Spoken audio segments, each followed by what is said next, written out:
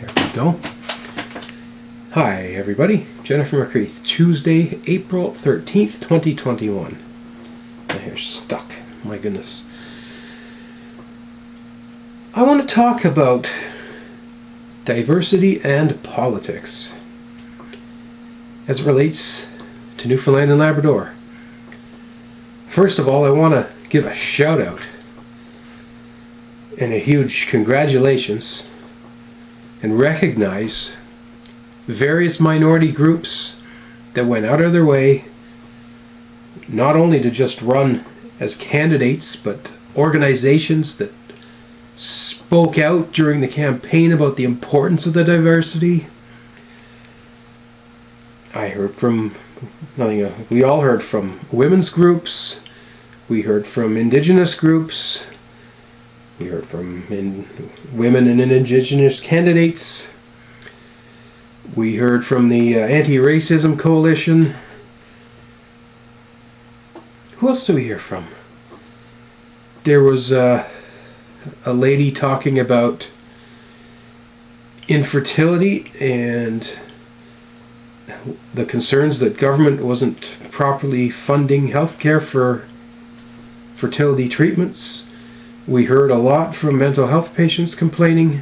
We heard seniors, advocates and senior organizations. We heard from youths. And that's great. Your voices were heard. The candidates that ran. Specifically, I ran as an NDP candidate. So I got to get to know some of our candidates, and big shout out and hello to Patricia Johnson Castle and Amy Norman up there in Labrador for working so hard. Now I want to also talk about who we didn't hear from. That's why you see a rainbow flag behind me, something I haven't posted in this house for quite a while.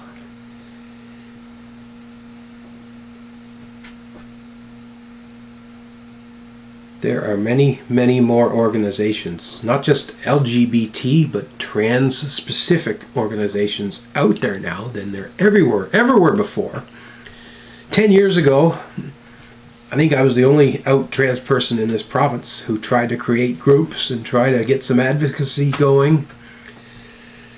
Now we've got St. John's Pride Incorporated, a group that has been a legal non-profit corporate entity for 10 and a half, almost 11 years now. We even have a federally registered charity called Quadrangle, whose mission is to, I guess, basically advocate for the rights, the equality, the inclusion, the advancement and the celebration of members of the LGBTQ community. Now, I'm not saying I want these organizations to pick sides. I don't think being gay or being trans or being non-binary should be a political issue. It's a human issue. However, we didn't hear from these organizations during the election or after the election. We hear about how many women candidates were elected, how many indigenous candidates were elected, but what I'm not hearing is anyone talking about the lack of LGBTQ candidates elected. LGBTQ candidates, that's a label that's tough to overcome sometimes. We don't just want to be seen as LGBT candidates, we want to be seen as candidates. Like any diverse group, we want to have a voice at the table in the government. We want to demonstrate that we're interested, happy, excited people, willing and wanting to be a part of making this province a better place. So when I did my campaigning, I didn't talk about trans issues, I talked about NDP issues, social issues. I thought we ran a great platform. $15 minimum wage. Well, it's not just trans or gay people that need that, it's everybody. who doesn't have a good job or any job. I'm disappointed that St. John's Pride and Quadrangle, specifically those two, I'm going to call you guys out. 3, I know there's a bunch of little trans groups out there. I think one of them is now a non-profit. Not a peep. And even worse, I hate to point this out, but it's publicly out there. CBC did a story on it. 2 members of the Quadrangle family, one a staff member, one a board member, had some harsh criticisms for me, some harsh criticisms for the NDP. It was posted in the anti-racist Facebook page, which is technically it's a private page. Yet they let the media in, so it's not really private. I usually don't call names out of a private group, but you let the media in. And this is on you. Not just... One of these people is also a moderator of this group. So I'm going to come right out and say the names. Jude Benoit, formerly known as Jude Cutler, and Kai Reese, formerly known as Kyra Reese. I get it. The two of you and I have never gotten along. I know one of you holds a grudge because of something that went down when St. John's Pride tried to ban police officers from attending a parade. I know the other one of you still can't get over the fact that Jennifer McCreath was part of the team that created St. John's Pride Incorporated more than 10 years ago. And if you want to criticize me for things I did 10 years ago, that's fine. You go ahead and say those things. You'll be the one that looks like a troll. But when you're representing an organization, Quadrangle, who's really, on paper, the mandate looks amazing. What they're trying to do here, the founder, Elsa Craig, I got nothing but positive things to say about the work Elsa's put into this. I will question, though, who and how they put staff into place. And maybe this is... I mean, they should have known better. If you're going to represent an organization, that's a hat you always wear.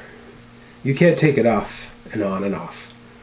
I said something as a private citizen a year ago, and all of a sudden, as a candidate, that became brought up. So, Quadrangle, I'd like to suggest that you stop having your staff or your board members publicly bashing and criticizing members of the LGBTQ community. In fact, I suggest and recommend that if you want your organization to be taken seriously, you don't necessarily have to endorse candidates, but endorse the concept. Look at how these women in politics groups operate, and let's turn that into an LGBTQ people in politics. 39 MHAs. How many of them are trans? 0. How many of them are LGBT? I don't think any of them are out. There may be. We don't know. There could be closeted LGBT people, but the out ones, that's what I'm talking about. And that's huge to get our voice out there. So Quadrangle, I'm going to reach out to Olive Branch. I'm going to pick up the phone. I'm going to call Elsa.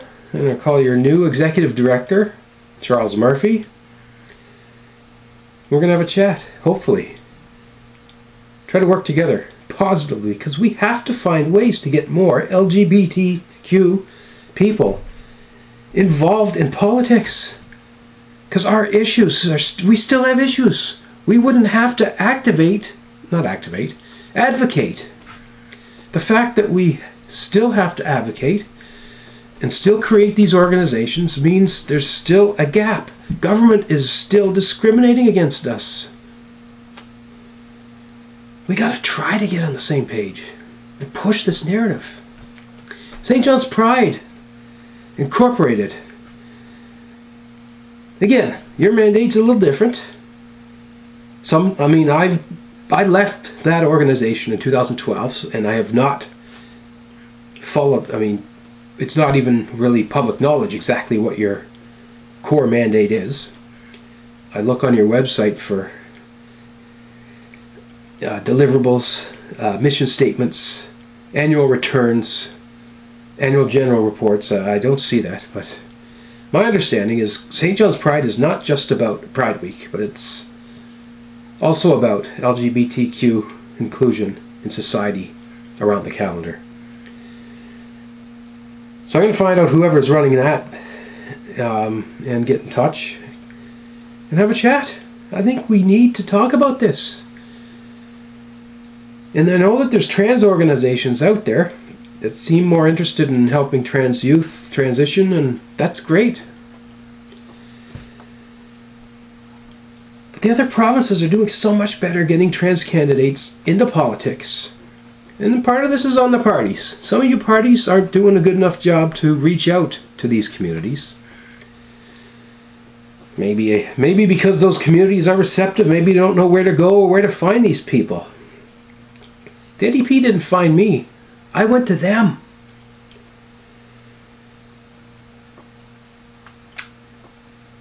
Yeah. More women? Yeah, great. Love to see it. But where's my representation? Where is it, Newfoundland? Are we ever going to see a trans person elected anywhere in this province? Heck, we've only seen, 3, maybe 4 in the history of our time in Canada on the ballots. We all know me. We all know Gemma Hickey. St. John's will know of Ophelia Ravencroft. I think there's a few others that are, I'm not even sure if they were out or not, so I'm not going to say their names. But yeah, we need to start talking about this. Not just me. Nobody listens to me anymore. The media hates me. I hate the media. But come on, folks. I'm going to be watching carefully to see what goes on. And I'm going to try to talk to people. I talk to a lot of politically motivated trans people, LGBTQ people. They say, I just can't get involved with Pride or any of these groups because it's so much drama. I don't want to have to create a new organization for this, but I will if I have to. I'm not passionate about this. Quadrangle, St. John's Pride, you people want to work with me? Let's work together. If not, I'll create my own organization. I've got people that want to work with me. We'll go that direction. But yeah, stop bashing your own, because it makes you look ridiculous. And I hate that my first video talking about Quadrangle has to focus on this, because I'd much rather focus on all the good ideas and the good work that they want to do. But right now, I'm not so sure I really want to work with them. So, you got some work to do, folks. Anyone else listening? Got a comment? Got a criticism of me? Got a comment or a criticism of Pride or Quadrangle or any of these groups? Let's just talk. We got to get this dialogue moving. We've gotten complacent.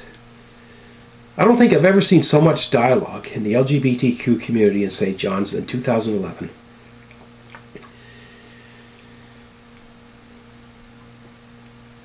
We had 75 people go to a meeting in March. Pride meetings used to only happen in summer leading up to the Pride Week. The media never even covered us until Pride Week. There were so many people fired up and angry about Jennifer McCreath and what I did with Pride that when I announced I was leaving and that I would be replaced by not one but 3 board members. We had 75 people come out to a meeting in March, and they put together a huge group, a huge team. They got volunteers, and I built the foundation. I got the incorporation stuff done, and I got the right people in place. Then I realized people didn't like me, so I took myself out. I threw myself under the bus. This company can't grow unless I go under the bus. Fine, I'm going under the bus. I never wanted to run that company for a long time. But I put the plan in place. And there's been turnover year after year. Some good years, some bad years, but the foundation is still there. All those people who said don't incorporate, keep it as an underground, quiet thing that's run by, I don't know who, the gay bar and the MUN students. None of them canceled that. They kept it. Everything I put together, they've kept, and it's worked. We now have sponsors. People laughed at me when I said, we're going to have sponsors. 3 years from now, people will be sponsoring Pride. All the big companies are going to want to advertise with Pride. In a few years after that, you're going to be able to charge them money to go in the parade. And now what? Thousands of dollars. Big companies, political parties, throwing all sorts of money just to be seen as supporting us. When I first came out as trans, nobody was wanting to be seen as supporting us, and very few wanted to be seen in supporting St. John's Pride. And I called all these businesses in 2009 and 2010 and talked to them. I said, if we created a nonprofit, would you be more likely to support it? And they said yes. Let's not do business with people because we don't like them.